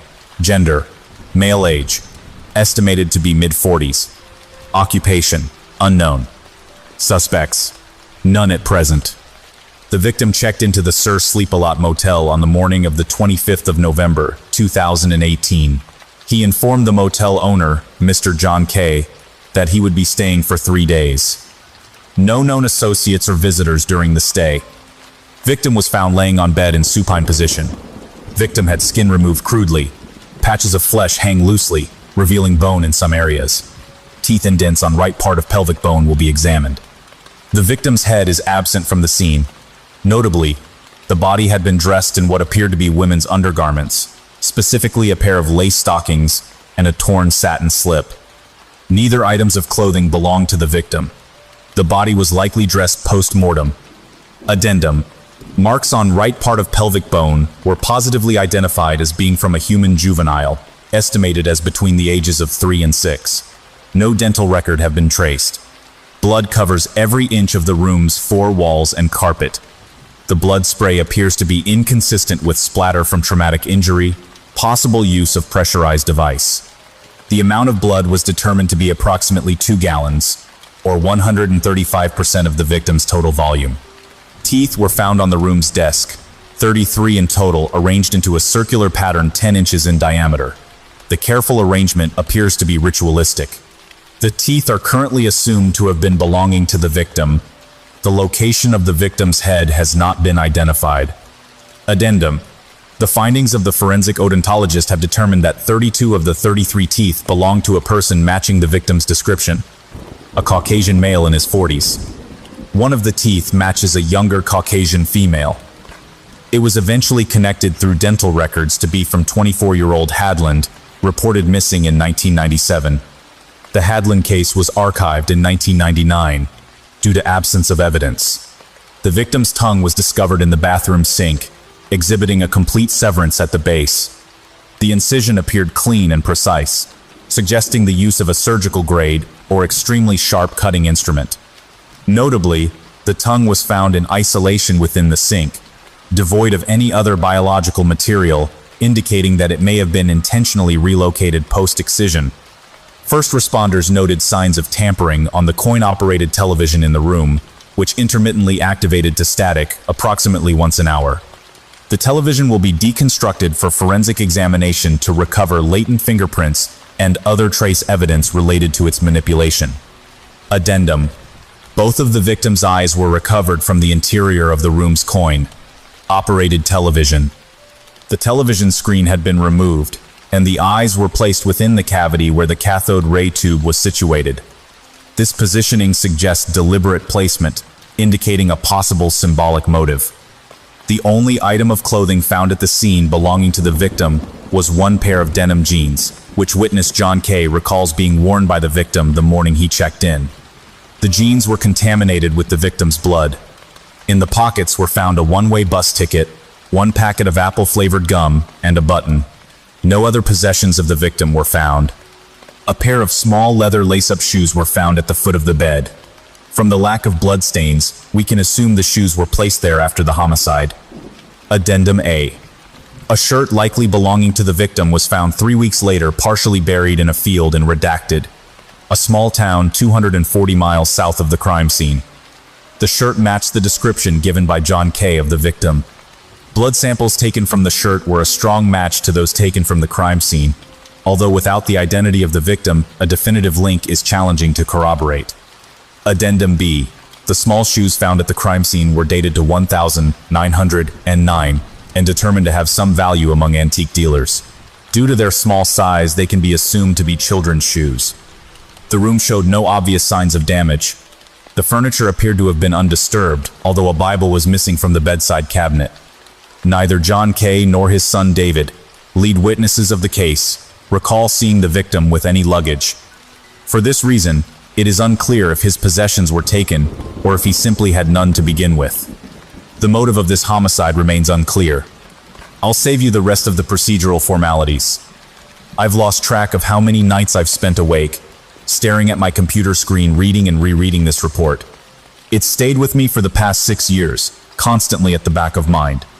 At my personal behest, the case remained open despite insufficient evidence and a complete lack of any leads. When it was finally shelved at the beginning of this year, they were no closer to solving it than we were the day we found him. Earlier this week, I learned that it had been reopened by the FBI. I assumed that there must be someone else in this department who felt the same way about the case as I did, strong enough to reach out and request assistance from the feds. I was tasked with compiling any and all digital evidence we had on the case onto a USB flash. I felt weird combing through all the reports, files, and forensics. It felt like I was visiting an old friend. I added the documents I wrote up on the day, the dozens of crime scene photos and witness statements. I've studied them all meticulously myself. I doubted some Yale boy with a corner office could do any better. I kept trailing through the earmarked files, checking and double-checking if there was anything I'd missed. It was dark now. I spent the day working from home, hunched over my computer in my sorry excuse for a library. That's what my job mostly consists of now. I couldn't wait for retirement. Maybe then I would have the time to read some of these books I have lying around.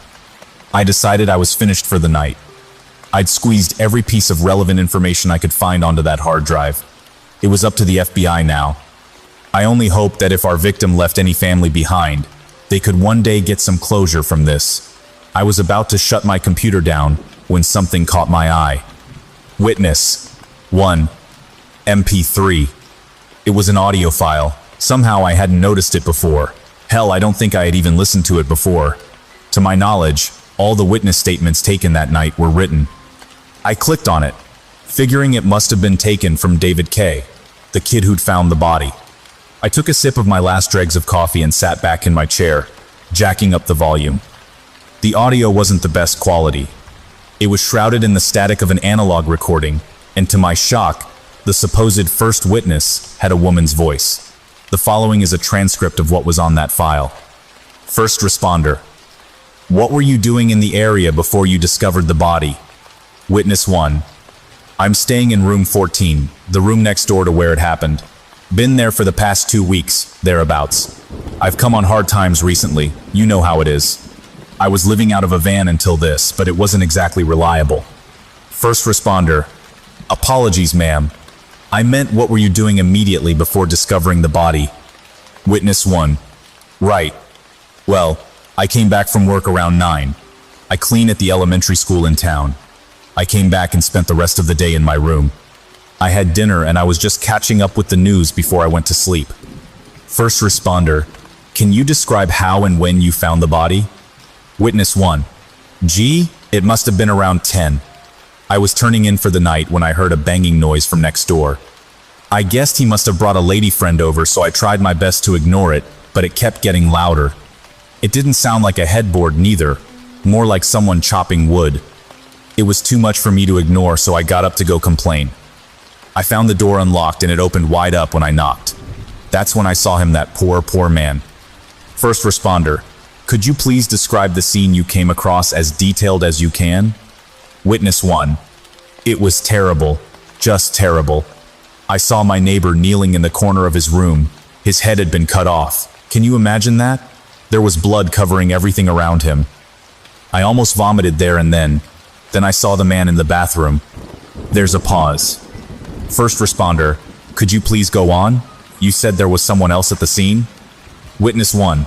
Yeah, a real weirdo. I didn't notice him at first. He was just peeking out from behind the bathroom door, watching me. When I did finally notice him, we just stared at each other for a moment or two. Then he just strolled out from his little hiding place. Another pause.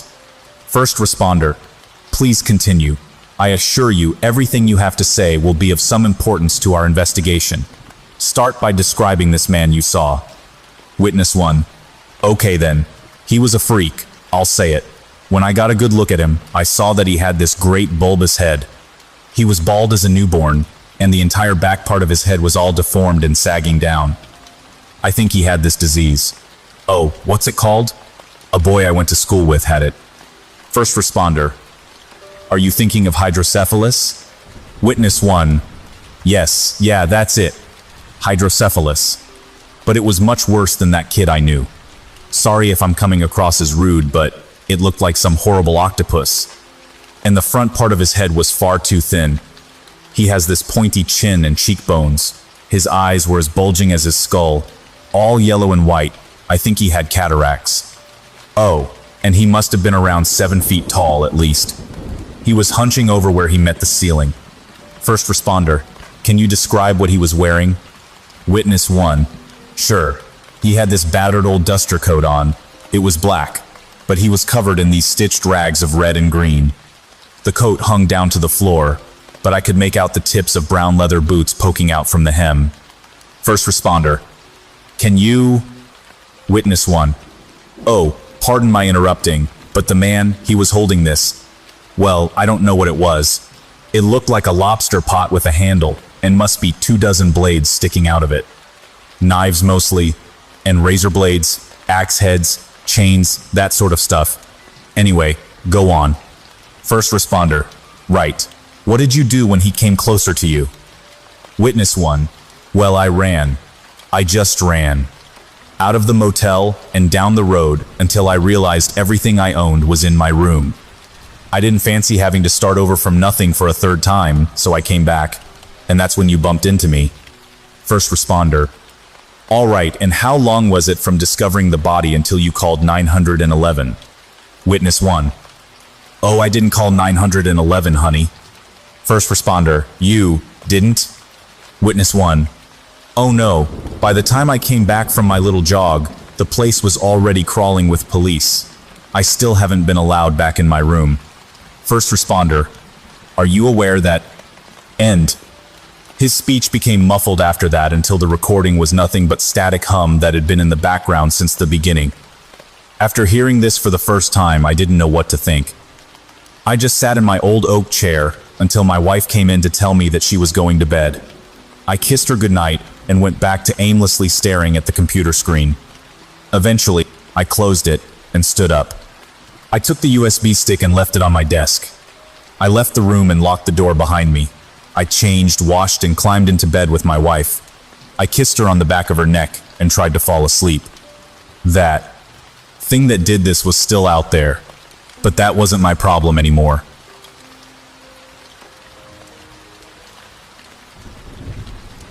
Story. I'm an FBI agent who hunts serial killers. This latest serial killer doesn't seem human.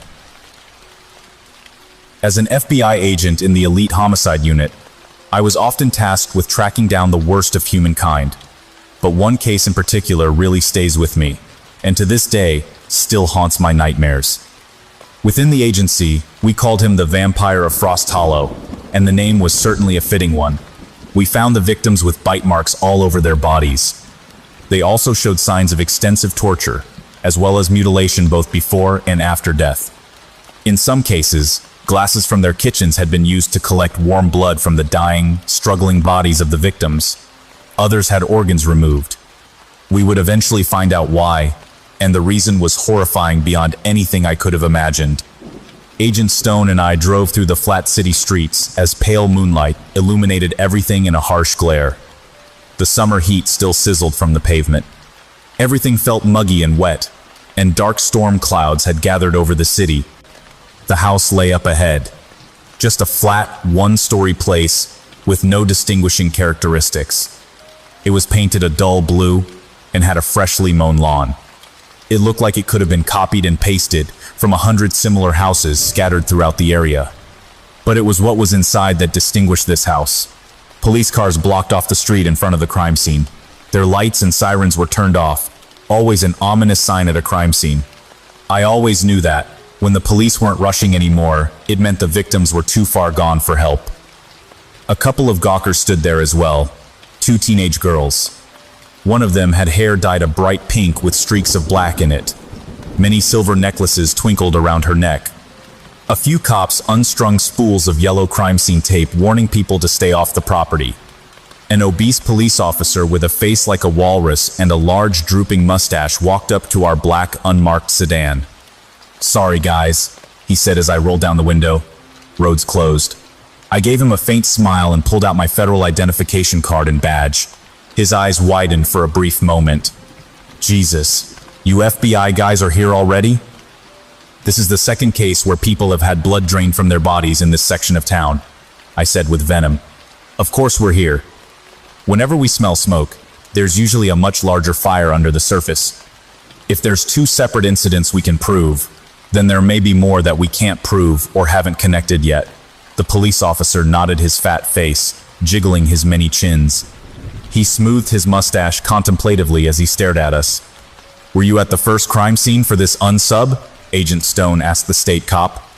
The police officer gave us a grim smile, wetting his small rubbery lips. His tiny teeth glittered white, but the smile had no real mirth in it. "Yes, I was there," he said coldly. He reached out his hand to me.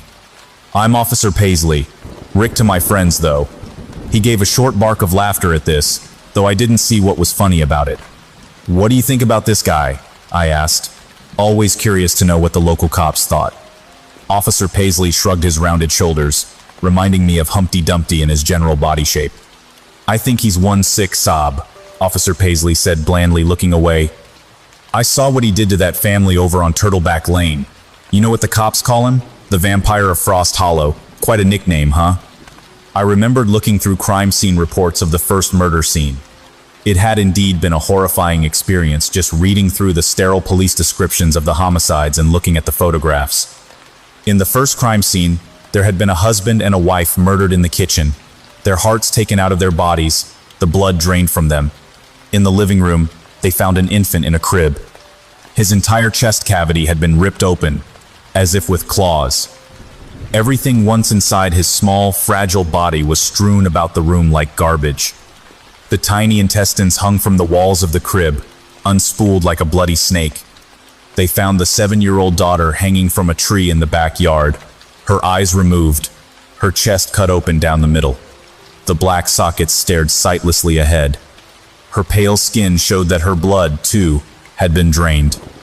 I wondered what nightmares awaited at us at this crime scene, now that I would get to experience it firsthand, and not just through pictures and documents. Agent Stone parked the car and stared at me with his cold blue eyes. "Let's go," he whispered, looking pale and uncertain. The police officer at the door waved us through the threshold. Inside, it was dark. I put on my latex gloves and tried flicking the lights, but nothing happened. Agent Stone and I pulled out our flashlights, turning them on. The white glare of the LEDs made everything seem overly saturated and unreal. "The power's out," I said. My voice sounded far too loud in the dark confines of the house. The shadows pressed in on us like the walls of a coffin. Agent Stone hesitantly stumbled ahead, flashing his light to the left and right. At first, we saw nothing out of place. We had entered a dining room with a long, rectangular table and an antique grandfather clock that eerily ticked away, marking each moment of time. "Where's the bodies?" Agent Stone whispered, glancing around nervously. We kept going forward into a kitchen, and there we found the first of the victims. It was a woman, and she had been young and beautiful when she was murdered. Even through the layers of clotted blood and the gore that covered her body like a carpet, I could see that. She had green eyes like a cat that stared sightlessly up at the ceiling, still filled with horror, even in death. Her chest was ripped open, and a dark, ragged socket marked the spot where her heart had been. Her grisly death mask showed the incomprehensible agonies she must have gone through before the merciful release of oblivion finally took her away. Next to her stood a blender filled with a slurry of organs and Coca-Cola. The half-empty bottle stood next to it, still fizzing quietly on the table.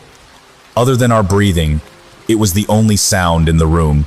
eerie and constant like the last bubbling gasps of a dying man.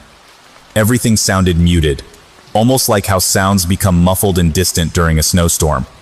But there was no snow here, no storms at all. "What's your verdict, Harper?" Agent Stone asked, his face revealing nothing as he looked at me. "I think we're probably dealing with a paranoid schizophrenic, but it's odd," I said, looking at the crime scene with a sick feeling of revulsion rising in my chest. I pressed it back down, focusing on the job. From what I read of the last crime scene and from what I'm seeing here, it looks like a combination of both organized and disorganized features. There is clear evidence of planning. He picked the locks at both residences and covered the cameras with paint. "Whoever he is, he's drinking the victim's blood and organs," Agent Stone said, a quick flash of disgust crossing his face before it reverted back into a stony mask. "I'm thinking a white male, between the ages of 20 and 40. I nodded. Serial killers almost always targeted victims within their own race, after all, and all the victims so far had been white. It was a comfort thing for many, I believe, though there were always exceptions like Richard Ramirez who would kill a variety of victim types of any race or gender. The age was just pure probability, as most serial killers began their sprees around the ages of 15 to 30. There could be dozens more victims stretching back a period of years connected to this unsubbed for all we knew. Agents at the FBI were looking through cold case files, trying to look for any connections to the blood drinker we now hunted. "Where's the rest of the family?" I asked, looking forward past the threshold leading into the kitchen, where a smeared trail of blood curved down the hallway. Agent Stone just shook his head, careful not to walk on any of the blood spattering the floor and walls. In front of us, the hallway opened onto doors on both sides. I looked into the first one, seeing a little boy's room decorated with posters of cartoon characters. It was empty, however. The bed was still neatly made.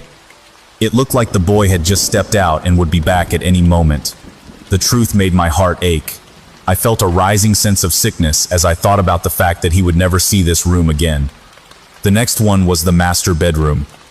A large bed stood in the center of the room, surrounded by mahogany cabinets and dressers. Laying across the bed, I found the dead woman's husband. He looked like Jesus on the cross, his arms spread out on both sides of him, his legs tightly coiled together. The unsub had wrapped razor wire around his wrists and ankles. This victim was naked from the waist up and had deep slash marks on his chest and neck. The slashes seemed to form some occult symbol, though I didn't recognize it immediately. The symbol looked like 3 upside-down triangles of ascending sizes contained with each other at the center, followed by a circle with an 8-pointed decoration like a lotus flower around it. His eyes and eyelids were both gone, giving him a look of horror and surprise. The black sockets dribbled dark, clotted blood, as they stared sightlessly up at oblivion.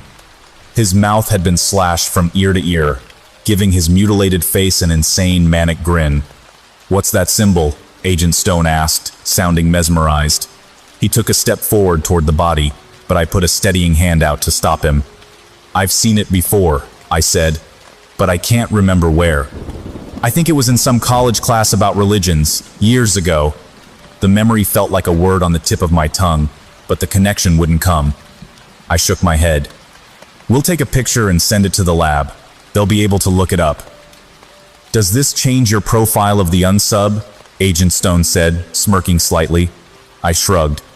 "It seems to suggest more organization than we've previously thought, and perhaps some relation to occult rituals," I said. "This case just gets weirder and weirder." Little did I realize that I hadn't seen anything yet. Things were about to get very strange in the next few minutes.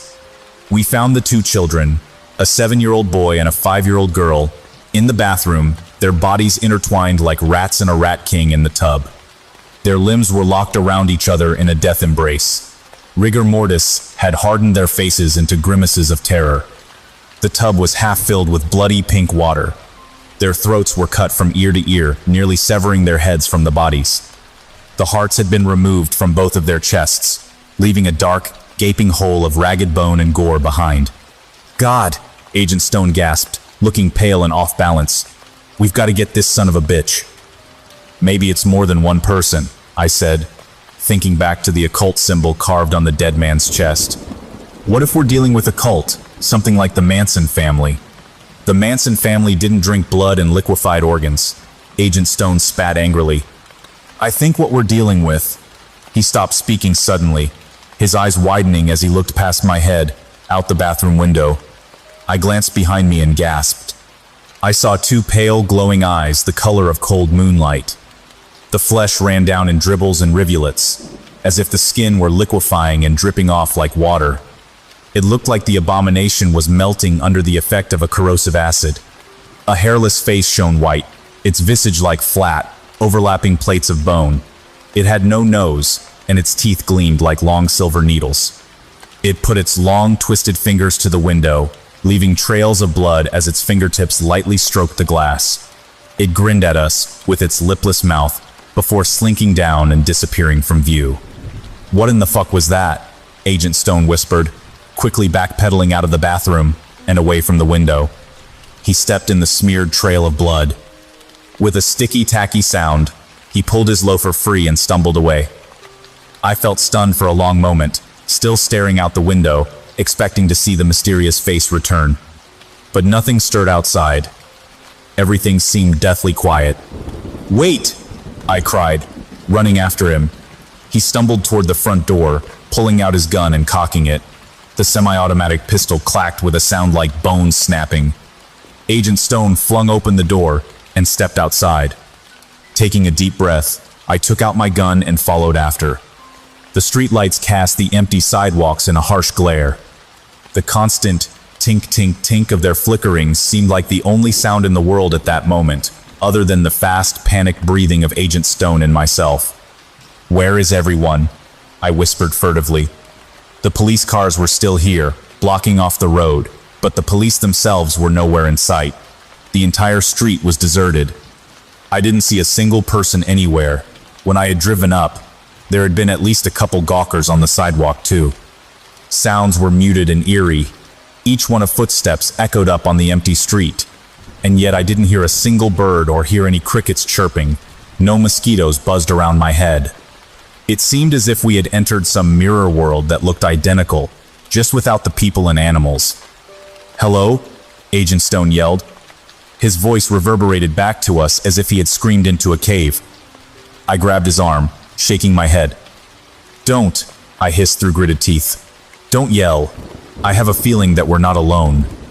As Agent Stone's cry echoed off into the distance, I heard a new sound, heavy footsteps, like the pounding hooves of a running deer. Someone screamed nearby, on the other side of the street. I saw one of the gawkers stumble out, the girl with the pink hair. She was covered in slashes, her black clothes sliced up and wet with blood. Her eyes had rolled back in her head, the whites gleaming pale in their sockets. Her body shook, her fingers clenching and unclenching, as if a seizure were ripping its way through her muscles. I realized with horror that she was floating above the sidewalk a few inches, her feet angled down. With her wide white eyes, she looked straight at me and spoke. "The melted man is coming for you," she whispered in a voice like a shadow. "He's going to make you scream for death before the end. He can smell your blood, like sweet flowers in the springtime. He's coming with the power and might of the screaming goddess. Her dance will come tonight and destroy this place with her poisoned breath. The sacrifices have opened the door, for worthy are the lambs." Then the girl fell hard to the ground, like a puppet with its strings cut. A gunshot pierced the night from behind us. Then a high-pitched, bellowing scream followed in its wake. I spun, my heart thudding. I now knew that we weren't dealing with a regular serial killer. Officer Paisley came running up from the backyard, his fat body heaving. Rivers of sweat ran down his face. He saw me and Agent Stone and came sprinting towards us, his eyes wide and consumed by an animal panic. "It's after me!" he shrieked. As he got closer, I saw spatters of blood covering his face like raindrops. The deep thumping of pounding feet increased in speed and intensity. From behind the house came the creature with the dripping flesh, the one the girl had called the melted man. Wrapped around his body, I saw ancient, rusted chains that dug deeply into his chest. They spiraled up his torso and fused into the skin. The flesh dripped over them like putrefying drops of pus. His eyes seemed to glow with a cold white light that reminded me of winter starlight. The melted man loomed over Officer Paisley, his body 9 or 10 feet tall. His legs crackled with the snapping of bones and the strange twisting of his many joints. Though thin and emaciated as a death camp victim, he moved with an inhuman speed. His arms looked skeletal and long, lunging out towards Officer Paisley like the branches of a tree. "Holy shit," Agent Stone whispered. I saw his hand tremble, the pistol gripped tightly in his clenched fist, the knuckles white. He blinked fast, inhaled deeply, and raised the gun. With a booming shout like thunder, the gun went off, hitting the melted man in the torso. Black blood bubbled out from the wound. The chains slithered around his body like snakes. They unwound, loosening and tightening in rhythmic peristaltic waves. Within a few moments, the rusted spiral of chains had wrapped around the bullet wound, and almost caressingly, they covered the deep crater in his torso. The sound of the gunshot gave me a shot of adrenaline that sent me into action. As the melted man drew within a few feet of Officer Paisley, I aimed at his head and fired. The bullet smashed into his white, bony skull with a splash of black blood and a spattering of liquefied flesh and bone splinters. The melted man gave a wail like some ancient dinosaur, a cacophony of furious roaring. "Get back," Agent Stone cried to me, his eyes wild with fear, but I was already quickly backpedaling away from the abomination. Officer Paisley was only a few paces from us when the chains on the melted man's body shot out like a spear. Officer Paisley gave a cry like a strangled rabbit as the sharp point at the end of the chains burst through his chest, a blossoming flower of blood spurting from his ruptured heart. Officer Paisley looked down, surprised, the blood bubbling and frothing over his lips. Then he fell slowly forward, and the melted man pulled his chain back. He looked over at us with his glowing eyes and grinned. "The final sacrifice," he gurgled in a voice writhing with infection and sickness. "The blood offering for the goddess. She comes." The melted man knelt down, his inhumanly long body twisting as he ran his fingers lovingly across the blood pooling under Officer Paisley's body. He brought it up to his bone-white face. As drops of flesh dripped off his chin, a snake-like tongue shot out and tasted the blood. He looked up at us and grinned. There was a feeling in the air like electricity, an oppressive silence hanging over the street. The sky went as dark as a midnight funeral, and the stars and the moon winked out. I looked up, seeing an enormous black shape descending from above. It was a massive female form with 4 arms and a human skull hanging around her neck. Her skin looked as black as a centipede's, glossy and shining. She danced as she came down, her legs kicking and arms jerking in rhythmic motions. As I watched her dance, an overwhelming feeling of dread and horror came over me. As she descended, her dance quickened, and the waves of terror rushed out from her body like ripples in a pond. I could almost see them, like a blanket of shadows fluttering out in a circle. I saw Agent Stone turn and run, blindly sprinting away. I wanted to call out to him, to tell him to wait, to not leave me alone with this thing. But I could only stare open-mouthed at the dancing goddess as she came down on the street. She stood as tall as a house, looking down at the body of Officer Paisley. "My goddess, my queen, ruler of death and destruction, this is for you," the melted man hissed through his skeletal lips. The goddess looked down at the body. Her sharp, pointed talons of fingers reached down and ripped out Officer Paisley's heart from the still corpse. The ribs cracked, the flesh separating easily. Officer Paisley's eyes continued to stare sightlessly up at the black, formless sky. The goddess opened her fanged mouth. I could see swirling pools of darkness inside, silent screams echoing out from some eternity within. With a deep sigh of pleasure, she put the heart into her mouth and bit down, sending blood dripping down her face. I heard a car starting behind me. The melted man and the goddess looked in my direction with the sudden noise. Her dark eyes shone with hunger, the melted man's with insanity. "A blood sacrifice," the goddess sighed, her lips splitting into a wide smile, showing off her predatory teeth. "This one should suffer. The agony makes the blood taste sweeter." The melted man laughed and started toward me. I still had the pistol in my hand, but what good would it do me? I raised in a last-ditch effort to slow the abomination, knowing it was hopeless. I fired, aiming at the melted man's face as the goddess danced and twisted behind him. I felt the mortal terror emanating from her body like currents of air. I resisted the urge to simply throw down my pistol and flee blindly into the night. The bullet missed, and the grinning abomination rushed at me. A car engine revved directly behind me. It roared past me, missing me by inches. The sedan slammed into the melted man, crushing his legs with the sound of shattering bones. He went flying back as the chains on his body flew out in all directions, attacking everything around him at once. They hit trees and bushes and the walls of the house with the sound of clanging metal, then vibrated in the air. I saw Agent Stone driving the sedan, frantically motioning me inside. I jumped in the seat as the goddess soared into the air and followed after us. "Fuck," he cried, accelerating as fast as the car would allow. He swerved around the writhing body of the melted man, who lay on the road, twisting his limbs like a stinging hornet. Blood, the color of soot, pooled under his body. The melted man slowly crawled away, pulling himself forward with his skeletal arms. The goddess flew close behind us, even as Agent Stone pushed the car up to 70 and 80 miles an hour on this residential street. I looked back, seeing only a curtain of shimmering black shadows. Her arms wrapped around the car. I felt the back of it fishtail suddenly.